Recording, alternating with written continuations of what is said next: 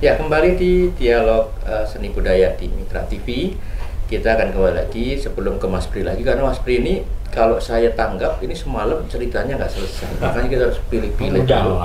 Saya ingin sedikit karena ada satu tokoh yang harus diwakili oleh Bang Iwan karena beliau tidak bisa hadir, yaitu Pak Sarpuli. Ya. Pak Sarpuli mendapatkan satu anugerah seni ya, Bang Iwan. Seperti apa kira-kira sosok Pak Sarpuli? Tadi sedikit diceritakan, tapi kan sepak terbang terjangnya tidak begitu tinggi. Sebenarnya gambarnya ada sih fotonya. Nanti kita boleh ya kita sama Dede, nanti fotonya ada di YouTube juga ada. Ada ya. Betul, kemarin kita browsing di YouTube tuh ada Lampung Pecalnya, yang apa puisi Ringget dalam bahasa Jawa itu, di samping Ringget dalam bahasa Lampungnya. Ya artinya Pak Sarpuli ini memang berangkat dari penulisan Ringget.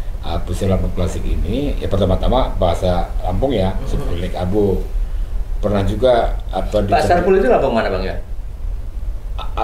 Sukadana, Abung ini.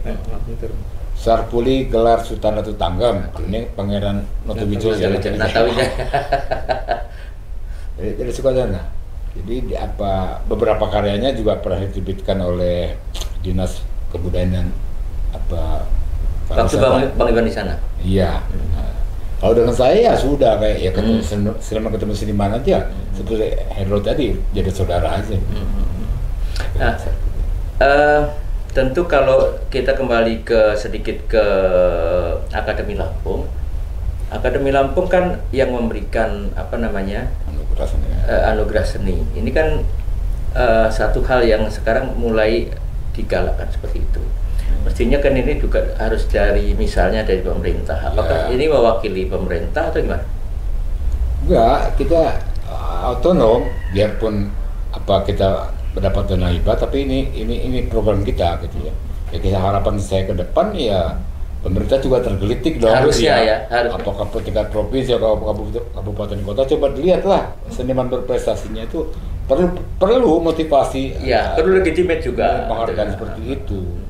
Kami memang tegas-tegas, tupoksi kami salah satunya pemberian penghargaan. Makanya ya mengamati aja lah, rajin ngamati mana nih kesenian. Tapi justru kalau yang melakukan ini adalah Akademi Lampung lebih valid ya? Ya mudah-mudahan. Mudah-mudahan kami tidak salah menilai. Ini sudah anugerah seni keberapa? Baru pertama ini. Baru artinya akan diteruskan nanti. Ya amin. Ya, seperti amin. Apa tindak lanjutnya nanti? Ya untuk anugerah seni akan kita jalankan, tapi memang untuk kriteria yang interaksi ini tidak mudah, mencari yang interaksi siapa gitu ya. Ya, jangan dipaksakan pula nanti yang tidak interaksi kita bilang interaksi. Nah, ini kan aneh kalau kayak begitu kan. Kami harus mempertanggungjawabkan kan. Ya, kalau ini ya saya berani debat sampai pagi gitu loh. Bahwa ini memang sudah interaksi gitu kan. Langkah saya udah benar bertolak dari undang-undang, kemudian juga memang arahnya ke situ kan. Harus terjadi interaksi, ya mudah-mudahan dengan langkah kami yang baru mulai ini kami sudah menyumbang sedikit lah, berkontribusi terhadap visi pemajuan kebudayaan yang diharapkan terjadi pada tahun 42 ini. Ya, karena selama ini adem-adem aja, nggak ada yang peduli sama seniman. Betul. Ya terutama sebetulnya Dinas Pendidikan Kebudayaan atau Dinas Pariwisata sebetulnya kan bisa menginisiasi. Nah sekarang diinisiasi oleh Akademi Lampung, mungkin ini menjadi pengungkit ya Bang, ke depan diharapkan seperti itu. Atau kolaborasinya Akademi Lampung mau dilakukan dengan siapa? Dinas Pendidikan atau sekarang kan dipisah juga Dinas Kebudayaan ada juga. Belum dipisah. Tadi kan pidato Pak Gubernur tadi yang diwakili oleh Pak Zulfikar Kadis Pendidikan itu kan salah satu pesannya kan Dinas Kebudayaan. Oke. Kan? Tapi ini belum. Yang baru terjadi kan di kabinet Kementerian Kebudayaan. Tapi di bawah belum ya? Mestinya di bawahnya baik di level provinsi maupun kabupaten kota ya dibentuk Dinas Kebudayaan tersendiri. Ya. Kalau digabung-gabungkan dengan pariwisata dengan pendidikan, ya pasti besaran anggarannya pasti lebih kecil, perhatian juga kecil. Bias juga ya. Ya, kita harapkan ya mandiri aja lah. Kementeriannya sudah terbentuk. Itu juga nggak sederhana loh. Menggulkan Kementerian Kebudayaan. Kita teriak terus kan. Di kongres di mana-mana kita teriak gitu loh. Coba lobby segala macam seniman di Jakarta itu. Ya alhamdulillah terjadi ini. Sayang betul kalau momentum ini tidak ditindaklanjuti di daerah. Tadi apa kata Dinas Pendidikan? Akan atau bagaimana? Ya diharapkan apa sebagai tindak lanjut dari Kementerian Kebudayaan itu baik di tingkat provinsi atau di daerah ya harus terjadi restrukturisasi lagi, dibentuk Dinas Kebudayaan itu harapan kita itu. Dan kami akan serempet terus akan menagih ya, itu. Terus, ya makanya harus teman-teman yang harus aktif, Pak. Mas Hero, saya ke Anda lagi. Ke depan setelah ini mempunyai satu apa ya istilahnya sedikit kemantapan untuk musik-musik yang Anda garap sekarang ini. Apa tujuan Anda ke depan ini supaya juga mungkin lebih dari sekedar bisa menawan beberapa pihak untuk menilik gitu kan. Masyarakat luas juga harus tahu. Ya, itu sebenarnya dalam penciptaan sebuah musik kan kita sepakat tuh musik itu kan bahasa universal. Ya. Jadi banyak hal mungkin yang tidak dapat disampaikan lewat kata-kata. Mungkin itu bisa disampaikan lewat gerak tuh bagi orang tari misalnya. Dan banyak hal juga mungkin yang tidak bisa disampaikan lewat gerak. Nah, di situ musik mulai berfungsi gitu. Nah, jadi harapannya di sini dengan musik, ya ini harapan dengan musik yang mungkin yang saya inisiasi dari mungkin melalui riset dan sebagainya. Harapannya hasil riset itu kan mungkin ketika orang-orang yang males baca hasil riset dalam bentuk tulisan jurnal dan sebagainya, mungkin ketika ada beberapa orang yang lebih suka memaknai sebuah musik, nah itu bisa sampai ke mereka lewat cara-cara lain. Jadi musik, harapan saya musik yang saya ciptakan tuh tidak hanya sebagai hiburan saja, tapi ada edukasi, ada hasil riset atau ada informasi yang ingin saya sampaikan, tapi lewat media bunyi gitu, tidak hanya lewat media ini saja. Jadi sebenarnya goalsnya itu bukan untuk di Lampung itu sendiri, tapi untuk memperkenalkan budaya ini ke luar. Nah gitu harapannya di situ. Karena mungkin lewat berita kan agak susah kita menembus banyak generasi dan sebagainya. Saya pikir lewat musik itu bisa menjadi satu strategi yang sangat oke lah untuk bisa masuk ke generasi itu gitu. Kebetulan sekarang saya sedang aktif di ada grup Sako Serikat namanya. Nah, grup itu memang Sako Serikat. Ya, jadi grup itu memang banyak riset. Kemarin kita riset di daerah Lampung Barat tentang ada nama desa Ujung kayak gitu. Jadi kita perkenalkan itu. Kebetulan kami memilih genre itu folktronika namanya. Jadi memang kan kebetulan sekarang musik elektronik yang dibalut musik elektronik yang terinspirasi ngangkat dari ritme etnik itu sendiri, tapi dia berbentuk elektronik dan digabung dengan beberapa instrumen etnik. Nah, sekarang kan anak-anak muda banyak yang cenderung ke situ. Nah, kita coba menyentuh hal itu untuk bisa sampai ke mereka gitu. Dengan beberapa strategi seperti itu gitu. Itu bentuk ketidakpuasan atas musik-musik selama ini atau seperti apa? Kalau ketidakpuasan, aku pikir musik itu dia punya masa-masanya juga. Iya. Nah, karena dulu zaman-zaman ya kan ada sejarah musik. Zaman sejarahnya zaman ini musik yang eksis seperti ini, selera masyarakatnya seperti ini. Zaman berubah, tahun berubah, selera musiknya juga berubah. Nah, aku pikir supaya kita bisa eksis atau ya lulus dalam seleksi kebudayaan atau Kapita Selekta Budaya lah namanya. Kita harus bisa mengikuti zaman itu.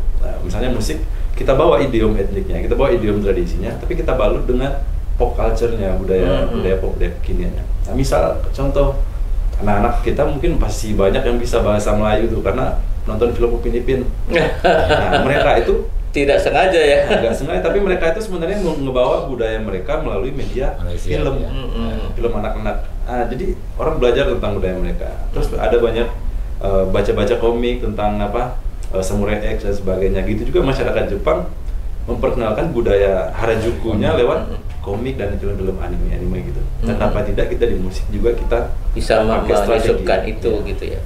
Kita adopsi itu. Oh, luar biasa ini. Kalau mestinya kita berdialog sendiri nanti ya, kita bahas masing-masing ini, Bang Iwan sendiri, Mas Yanto sendiri nanti. Tapi nggak apa-apa, ini untuk anugerah. Saya ke Mas Yanto lagi. Ini yang saya potong-potong aja. Kalau mencerita sejarahnya lama. Ya. Di wayang itu ciri khasnya sebuah wayang itu ada suluk. Iya, betul. Ya. Suluknya Lampung gimana? Nah gitu, di Lampung itu kan ada ringget, ada pebandung. Oh, pakai itu? Ya, pakai itu. Ada ngediu, misalkan. Bisa saya contohkan ya, misalkan. Oi. Nah, ini semua kru kita, oh, nah, tapi pun ngalimpuro sikam numpang permisi. Nah, misalkan ya, itu suruhnya kalau Jawa kan suruhnya ya, langsung seperti itu. Ya. Artinya ini apa ya? Apa istilahnya? Keluar dari ide kita ya. Iya, dari ide kita. Supaya tidak kejawaannya keluar ya, gitu. Keluar sama sekali ya. Pokoknya harus kontrol dan intens terkait kita akan berdialog. Nah, ini kadang-kadang kalau di wayang ini karena saya berangkatnya dari Menggala ya, dari tulang bawang. Ini yang memang masih sampai dengan sekarang itu kadang menjadi hal yang tidak disadari terkait dialek itu antara dialek Menggala dengan dialek Gunung Sugih itu beda ya. Berbeda. Itu bisa dikombain Mas? Ya bisa dikombain, cuman karena Lampung ini memang luar biasa sih. Yang nanya sini pakai A, jawabnya O. Iya, Sehingga tidak bisa dibangun. Nggak bisa. Jadi ada ini pubian ya Pak ya. Iya. Bahasa pubian itu campur pakai ada campuran dari banyak. A dan I dan O, istilahnya dari O sama I campur. Empat. Jadi itu yang menjadi kesulitan, tapi nggak masalah ya. Lambat laut bisa diterima ya. Bisa. Itu. Lalu gini, wayang itu yang namanya bayang itu dari India ke Jawa itu ada perbedaan juga. Karena ada baik buruk, putih, hitam, ya kan? Selalu ada perang, ada berantem lah kalau di wayang itu. Di wayang Sekelik ya? Kalau di wayang Sekelik itu kita ada yang namanya skenario dramaturginya ya, drama. Jadi kita mengemasnya itu harus benar-benar memahami dan menguasai esensi apa sih yang mau diangkat. Nah itu diangkat itu bebas saja, misalnya kita mengangkat tentang kepahlawanan yang ada di Lampung, misalkan Raden Inten misalnya. Nah Raden Inten itu, sosok Raden Intennya itu kita ambil sejarah perjalanan hidupnya seperti apa. Nah itu diimplementasikan di dalam wayang yang dikemas dalam sebuah pertunjukan wayang. Kemudian di situ harus ada kemampuan untuk berimprovisasi yang cukup dalam pemahaman terkait dengan karakter tokoh dan penyampaian apa yang akan disampaikan kepada audien atau penonton. Terus kemudian harus ada visi misi yang sampai kepada para pemirsa. Setiap lakon nanti. Setiap lakon. Jadi itu mau lakon apa saja lah, misalkan tentang adat, misalnya tentang Pineng Rabung Sanggar, tentang misalnya tentang Itar Muli itu misalkan ada istiadat orang Lampung pepadun Lampung yang mereka akan menjelang pernikahan mengantarkan gadis ya, dalam pelaminan kan. Nah semacam itu harus ada punya kreativitas seorang dalang untuk mengaktualisasikan, mengimplementasikan cerita itu. Apakah juga pembawaannya, kalau itu kan cerita itu sangat dramatis gitu ya? Ya. Kemudian ada jok-joknya nggak yang Goro-goro. Itu harus ada ya? Harus ada. Jadi gara-gara terus nyanyi gitu. Sebuah alur katakanlah secara alur cerita gitu. Memang kalau kita tegang terus itu kan menjenuhkan. Jadi harus ada low-nya juga, harus ada tingginya juga, harus ada klimaks, anti klimaks. Dinamikanya harus ada. Dari berapa durasinya kalau di wayang? Kalau di wayang Sekelik 2 jam. 2 jam ya. 2 Jadi jam. kalau di wayang biasa kan bisa 5 jam ya. Bisa 8 jam. Karena banyak yang hahaha aja kan gitu. Ini kan banyak yang kalau di sini kepakliran padatnya itu ya. Padat ya. Kalau sekarang kan banyak lagu-lagu juga yang mungkin bisa dikombinasikan lagu-lagu Lampung yang dangdut gitu kan. Bisa nggak masuk ke sana kemudian? Bisa. Tapi kalau seorang pangeran nggak boleh joget ya? Nggak juga, nggak begitu. Ngigel itu bisa. Bukan, kalau lagu dangdut kan nggak boleh ya?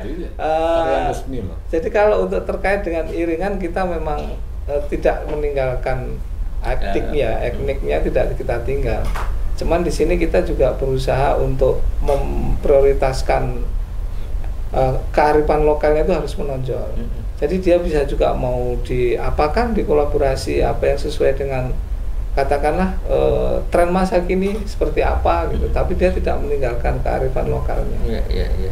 Jadi memang seperti Udah Hero ini yang punya kemasannya aja ya. Kemasannya untuk terkait dengan itu. Nah, tadi apa yang bisa disampaikan dari sini gitu kan? Ya, nanti misalnya kita ada kolaborasi antara Udah Hero dengan Wayang Sekelik.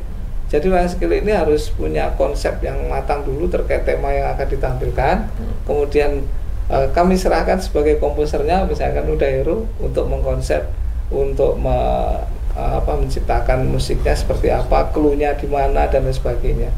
Alurnya bagaimana. Nah, itu nanti artinya akan terlihat kearifan lokal itu tetap utuh. Walaupun tentu ada semacam inovasi dan pengembangan lah kata. Iya. Oke, kita akan jeda lagi. Masih satu segmen lagi.